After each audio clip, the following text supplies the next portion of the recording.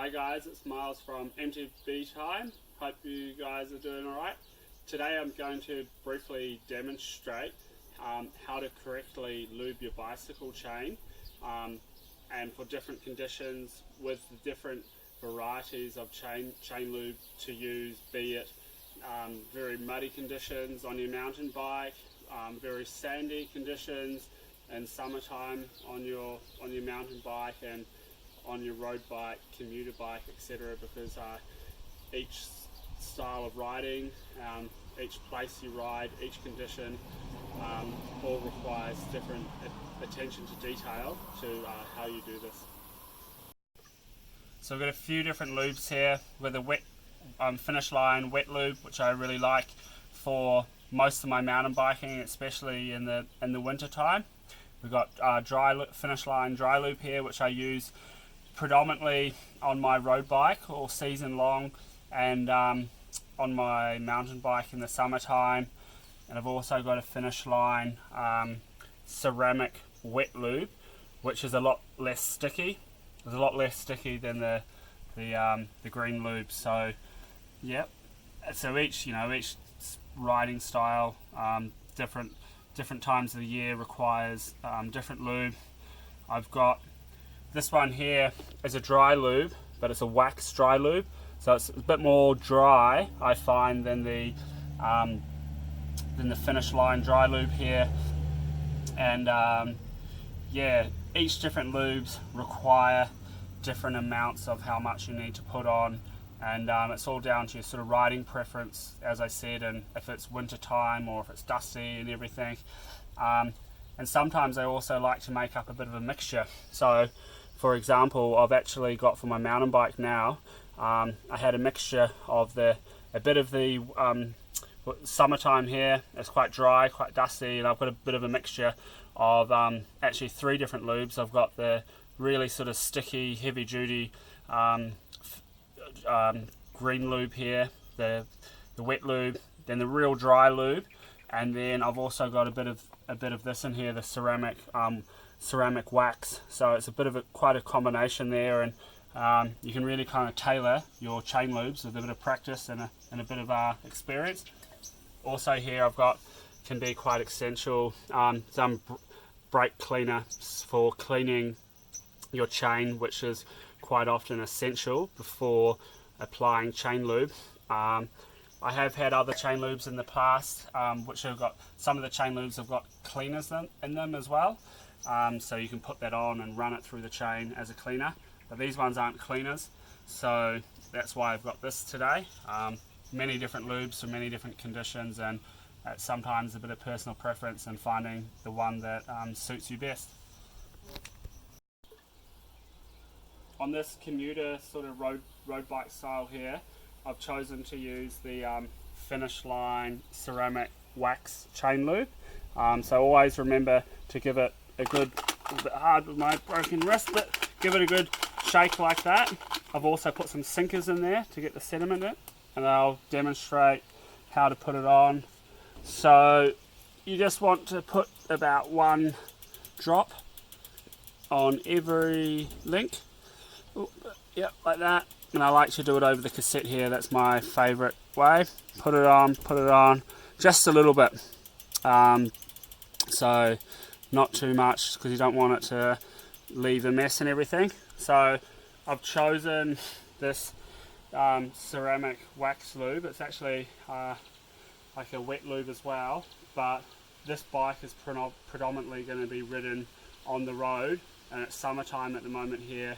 It's very dry and it's very windy, so I kind of want, like it says here, I want maximum cleanliness. So I'll put this on here to stop all the dust and all the grit and the grime sticking to it. It's going to be ridden on the road and not through rivers or puddles or anything. So for this this is a commuter bike for a friend. He goes on a bit of mountain biking and a bit of gravel around Coromandel here, and I know that it might not always be left inside. Left out of the rain.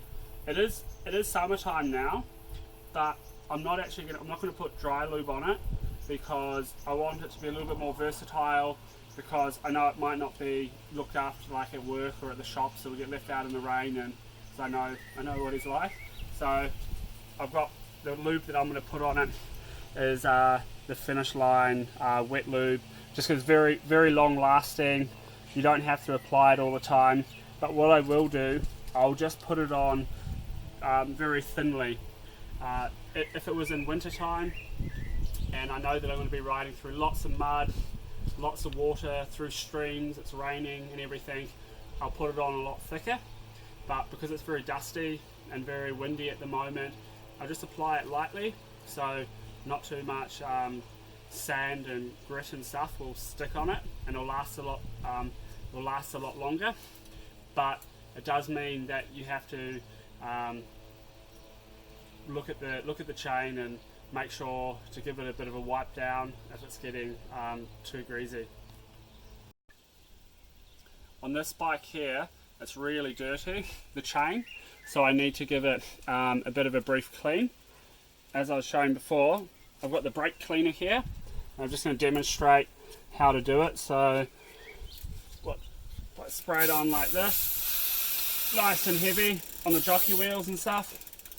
It's really heavy duty, go like that, get it all in there. You can see the like crap coming off, and I'll just go back, pedal back for 30-45 seconds like that.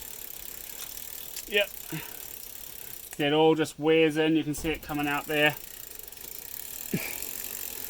So do that for a bit, let it sit there. I'll get a rag, here's the rag, and then just using a rag while it's still, before it dries up, just get a rag on there, and you can see already, you can see it all coming off there on the rag there.